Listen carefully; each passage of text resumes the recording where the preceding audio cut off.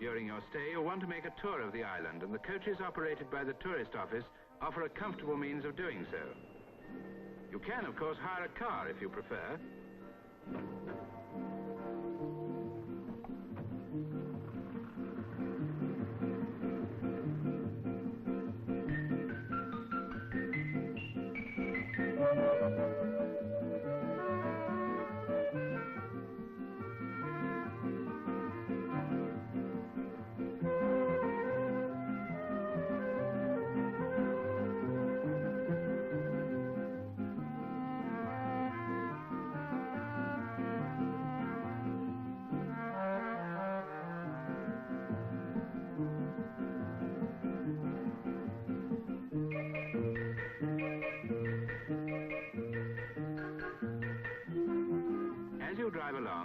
You'll be fascinated by the terraced mountains.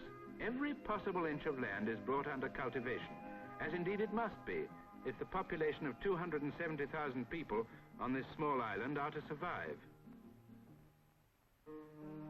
This is Camara de Lobos, known now as Churchill's village, for Sir Winston came here to paint during a recent visit to Madeira.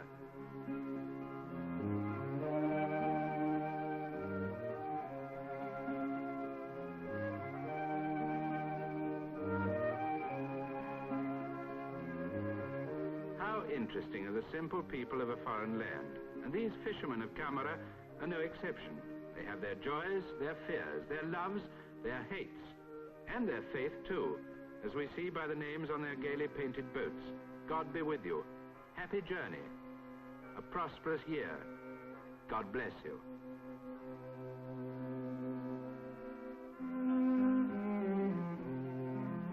Just beyond Camara are the great cliffs of Cabo Girao, the second highest sea cliffs in the world.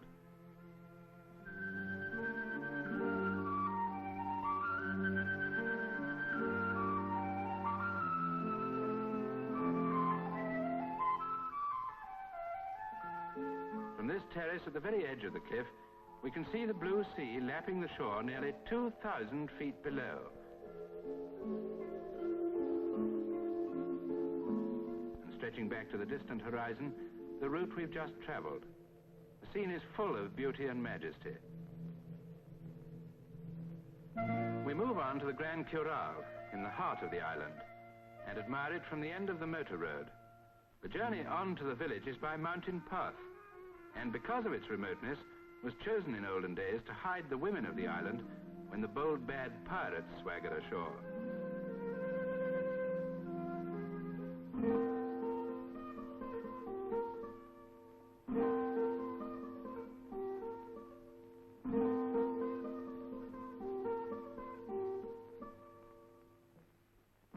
The 9-hole golf course at Santo da Serra provides a magnificent view of the 6,000-foot Ruivo peak. But this golfer keeps his eye on the ball. We travel on to the remote northern coast, where the landscape is even more spectacular.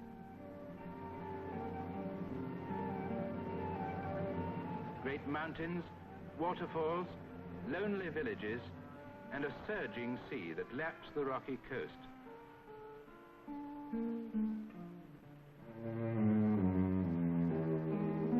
Only a few miles from Funchal, we might be at the end of the world. Hell's River, running over its stone-strewn course to the sea, is typical northern scenery, as wild and barren as Funchal is orderly and cultivated.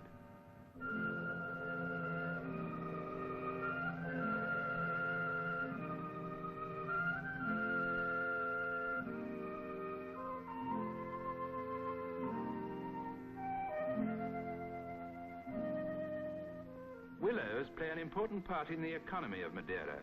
They grow beside the streams and are cut, tied into bundles, and then put back into water until they're required for stripping, and eventually making into a variety of goods exported to all parts of the world.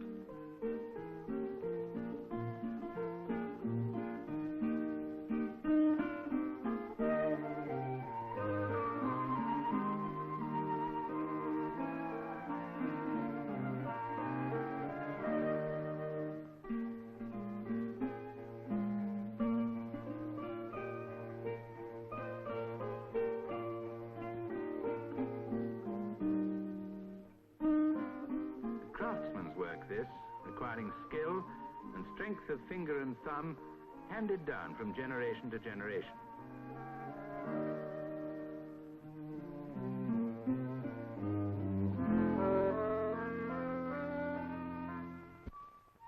On to Porta da Cruz, still on the north coast.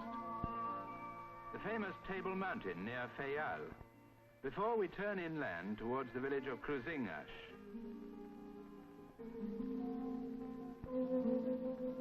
Cruzinhas, so picturesque, with its clean painted cottages softening the grim mountains behind. In these mountains and valleys we find groups of women and girls sitting on the doorsteps of their cottages at work on some beautiful tablecloth or blouse or dress. Fine embroidery is the speciality of the women of Madeira, and whilst the industry is controlled from and the goods sold in the town, most of the work is done in the countryside. It was an Englishwoman, Miss Phelps, who first taught embroidery to the Madeirans nearly 100 years ago. Today, you can see the exquisite perfection of their work. In Madeira, it's not expensive to buy, and few visitors leave without a piece packed in their baggage. It would be nice if we could take home a Madeira garden, too. This is a famous one, and one of the loveliest in the world. If you visit it, as you can do, remember the silver tree, the protea flower, the blossom on the Wagandia, the Strelitza regina, the Judas tree, the fine camellias, and of course the orchids.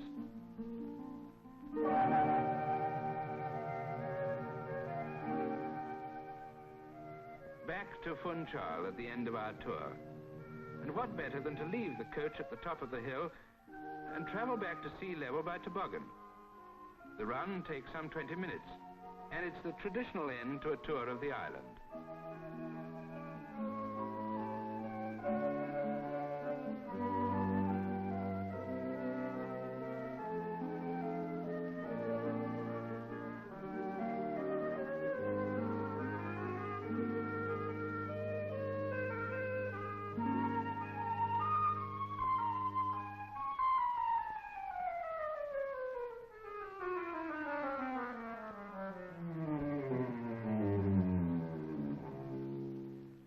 Quieter, perhaps less exhilarating way of getting about is by hammock, until quite recently a common form of travel.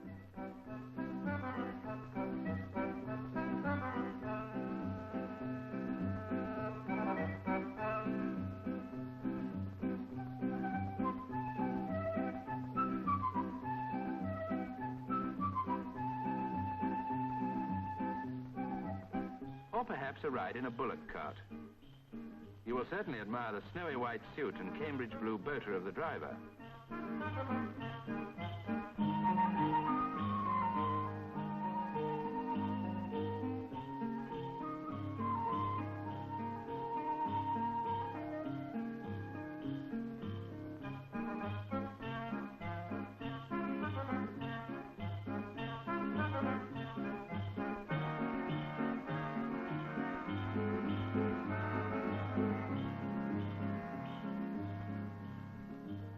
Madeira is famous for its wine, fortified, yet gentle and delicate, slipping easily down the throat.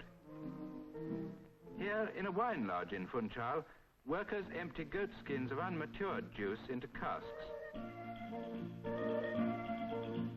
Murals in the wine lodge show the picking and pressing of the grapes in the country districts before the fresh juice is poured into the casks to mature.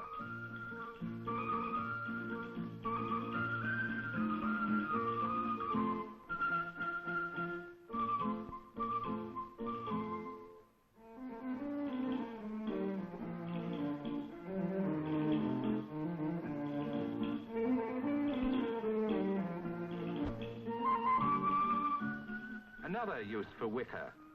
Here bottles are being covered with an attractive outer casing of basket work.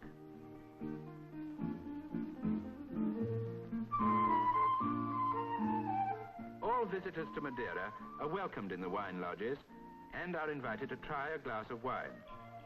To suit your taste, you can obtain a pale, dry Cecial, good as an aperitif, a Verdelho, medium dry, a fuller and medium sweet Boal, or a sweet Malmsey. Then luncheon, the cold table of the Savoy, with decorated tongues, Russian salad, and dozens of delectable dishes to tickle the palate.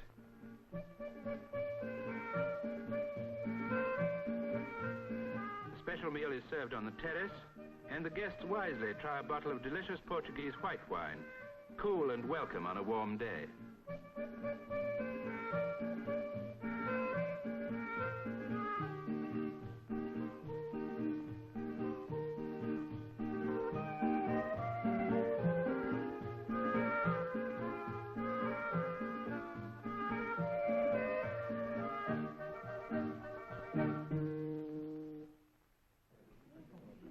In Reeds, a cocktail before dinner.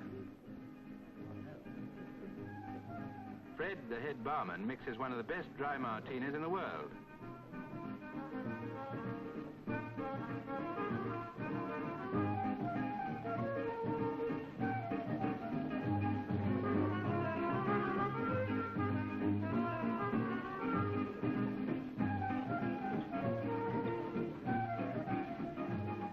After dinner, a dance, perhaps in the same hotel.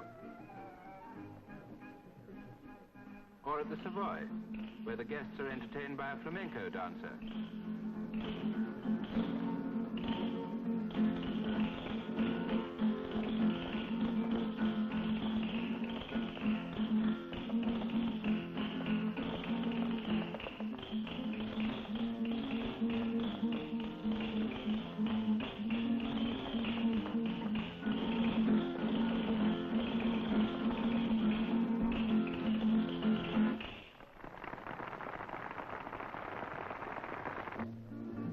Or drive to the gaily decorated nightclub at Camara, where, as so often in Madeira, the flavor is of ships and the sea.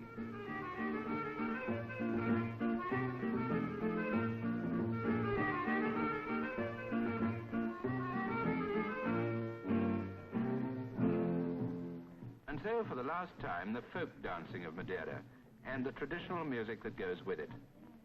When your stay on the island is a thing of the past, a happy memory, this tune will remind you of sun and warmth and color, of your holiday in Madeira.